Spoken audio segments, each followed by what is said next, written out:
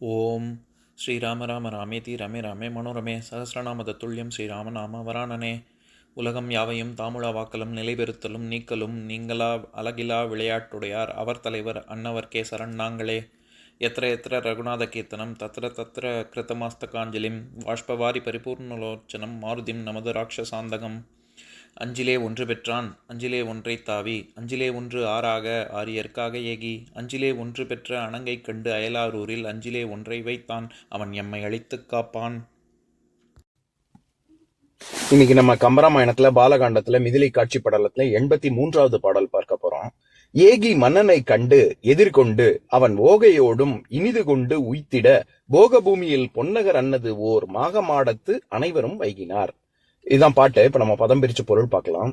அனைவரும் விஸ்வாமித்திரன் முதலிய அந்த மூவரும் ஏகி அரசனது அரண்மனைக்குள் சென்று மன்னனை ஜனகராஜனை கண்டு பார்த்து அவன் ஓகையோடும் அவ்வரசன் மகிழ்ச்சியுடன் எதிர்கொண்டு எதிரில் வந்து உபசரித்து இனிது கொண்டு இனிமையாக அழைத்து கொண்டு போய் போகபூமியில் அதன்பின் இன்ப பூமியான பொன்னகர் அன்னது அமராவதியில் உள்ள ஆடக மாடம் போல சிறந்த ஓர் மாகமாடத்து ஒரு வானளாவிய மாளிகையில் உய்த்திட வைகினார்.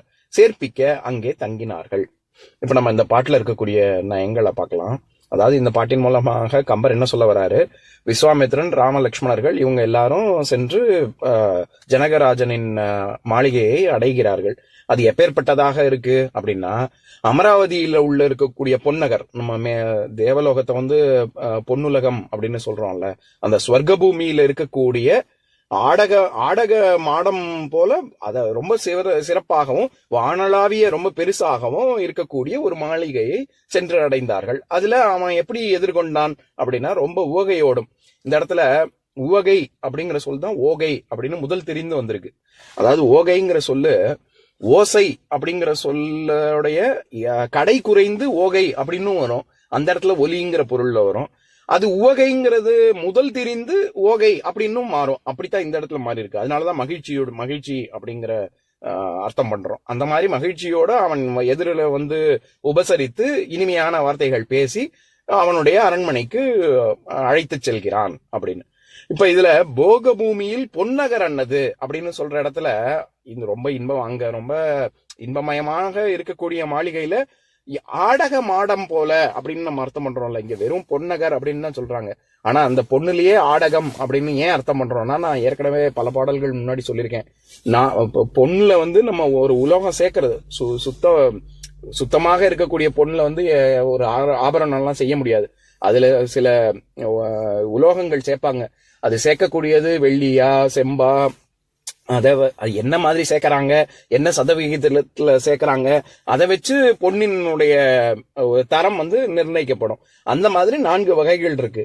ஆடகம், கிளிச்சிறை, சாதரூபம், சம்பூனதம் அப்படின்னு. அது நம்ம ஏற்கனவே பார்த்திருக்கோம்.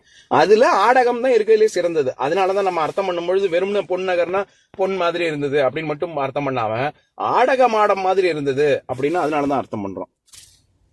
அதே மாதிரி அவனுடைய மாளிகை எப்படி இருந்தது அப்படின்னா, ஓர் மாடத்து உய்த்திட வைகினார் அப்படின்னு. நான் எப்பவும் சொல்ற வலுவமைதி தான். அதாவது ஓர்னு வரக்கூடாது, ஒரு மாடத்து அப்படின்னு தான் வரணும். ஆனா கம்பர் ஏன் இங்க ஓர் மாடத்து அப்படின்னு சொல்றாருன்னா, இத போல வேற ஒன்று இல்லவே இல்ல, அவ்வளவு சிறப்பு வாய்ந்தது அப்படிங்கறதுனால அங்க ஓர் அப்படின்னு வருது. அதே மாதிரி மாடத்து, அந்த இடத்துல மாகம் அப்படின்னா நம்ம என்ன அர்த்தம் பண்றோம், வானளாவிய மாளிகை அப்படின்னு. இந்த மாகம் அப்படிங்கிற சொல்லு மேலிடம், வானம், ஸ்வர்க்கம், திக்கு, மேகம் இப்படிலாம் பல பொருள் இருக்கு. இதனுடைய வேர்ச்சொல் பார்த்தா கம் அப்படிங்கறதே நீரை குறிக்கும். சமஸ்கிருதத்திலயும் அப்படிதான், கம்ங்கிறது நீரை குறிக்கும். அதை தவிர இது மேகம், காற்று, நீர் இப்படிலாம் பல பொருள் இருக்கு. அதாவது வெண்மையையும் குறிக்கும். நான் ஏற்கனவே எந்த பாடல்ல சொன்னேன் ஞாபகம் இல்ல. அதாவது நம்ம கம்பளம் அல்லது கம்பளி போர்வை அப்படின்லாம் சொல்றோமே, அந்த சிவப்பு கம்பளம் விரித்தார் அப்படின்னு ரெட் கார்பெட்டுக்கு சொல்றாங்களே, நான் அது ஏற்கனவே சொல்லியிருக்கேன். அதையே ஏன் நம்ம கம்பளம் அப்படின்னு சொல்றோம்னா, அது வந்து இது செம்மறி ஆட்டினுடைய ரோமத்திலிருந்து எடுக்கப்படுவதனால் அது எப்படி இருக்கும், வெண்மை நிறத்துல இருக்கும். அதனால கம்னாலே வெண்மைன்னு ஒரு பொருள் இருக்கு. அந்த மாதிரியாக வெண்மை நிறத்துல நீரும் காற்றும் கலந்ததாக மேலிடத்துல இருக்கக்கூடியது அப்படிங்கிறதுனாலதான் அது மேகம் மாகம் இது எல்லாமே இது கிளவுட்ஸை குறிக்குது. மேகம்னே ஏன் சொல்றோம்? மேலே இருக்கக்கூடிய நீர் அல்லது மேலே இருக்கக்கூடிய வெண்மை நிறத்துல ஆன இது நீரும் காற்றும் கலந்தது அப்படிங்கறதுனாலதான் அதை மேகம் மாகம்னு சொல்றோம். அதனால மாகம் இந்த இடத்துல மாகம்ங்கிறது மேகம்ங்கிற பொருள்ல வரல, ஆனாலும் அப்படியும் ஒரு அர்த்தம் இருக்கு, அதுக்காக சொல்ல வந்தேன். இந்த இடத்துல வந்து மேலிடம் மேல அப்படின்னு தான், அதாவது ரொம்ப வானளாவிய ரொம்ப பெருசா இருக்கு அப்படிங்கிற பொருள்ல தான் வருது. இப்ப நான் பாட்டை இன்னொரு தடவை படிக்கிறேன் கேளுங்க. ஏகி மன்னனை கண்டு எதிர்கொண்டு அவன் ஓகையோடும் இனிது கொண்டு உய்த்திட போக பூமியில் பொன்னகர் அன்னது ஓர் மாகமாடத்து அனைவரும் வைகினார். இன்னொரு நாள் இன்னொரு பாட்டு பார்க்கலாம். ஓம் சாந்தாகாரம் புஜகசயனம் பத்மநாபம் சுரேஷம் விஸ்வாதாரம் ககனசத்ரசம் மேகவர்ணம் சுபாங்கம் லக்ஷ்மீகாந்தம் கமலநயனம் யோகி ஹிருத்யானகம்யம் வந்தே விஷ்ணும் பவபயஹரம் சர்வலோகைகநாதம். உம்பரோடு இம்பர்காரும் உலகம் ஓர் ஏழும் ஏழும் எம்பெருமான் என்று ஏத்தி இறைஞ்சி நின்று ஏவல் செய்ய தம்பியரோடும் தானும் தருமமும் தரணி காத்தான் அம்பரத்து அனந்தர் நீங்கி அயோத்தியில் வந்த வள்ளல். ஓம் பூர்ணமதః பூர்ணமிதம் பூர்ணாத் பூர்ணமுதஸ்யதே பூர்ணஸ்ய பூர்ணமாதாய பூர்ணமேவாவசிஷ்யதே. ஓம் சாந்தி சாந்தி சாந்திः. ஓம் சர்வேஷாம் ஸ்வஸ்திர்பவது சர்வேஷாம் சாந்திர்பவது சர்வேஷாம் பூர்ணம் பவது சர்வேஷாம் மங்களம் பவது. ஓம் சாந்தி சாந்தி சாந்திः. ஓம் சர்வே பவந்து சுகினः சர்வே சந்து நிராமயாः சர்வே பத்ராணி பஷ்யந்து மா கஷ்சித் துக்கபாக் பவேத். ஓம் சாந்தி சாந்தி சாந்திः.